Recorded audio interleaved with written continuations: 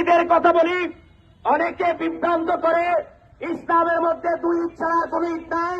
তাদের উদ্দেশ্যে বলবো, জুমার দিনটাকে ঈদের দিন বলা হয়, আরফাতের দিনটাকে ঈদের দিন বলা হয়।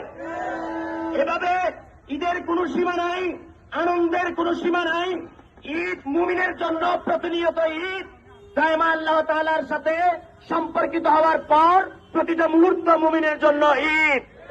তবে সকল ঈদের মূল ঈদ হল প্রাণাদিক প্রিয় নবী দুনিয়ায় শুভাগমনের ঈদ।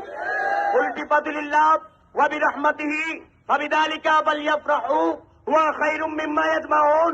সূরা ইউনূসের ৫১ নং আয়াত দ্বারা প্রমাণিত আল্লাহ তাআলার রহমত অনুগ্রহ প্রাপ্তিতে বান্দার জন্য আনন্দ উদযাপন করা অপরিহার্য। তাহলে রহমত কে, অনুগ্রহ কি, সেটা আমাদেরকে বুঝতে হবে। রাহমাতুল লিল আলামিন ওয়া মা আরসালনাকা ইল্লা রাহমাতাল লিল আলামিন।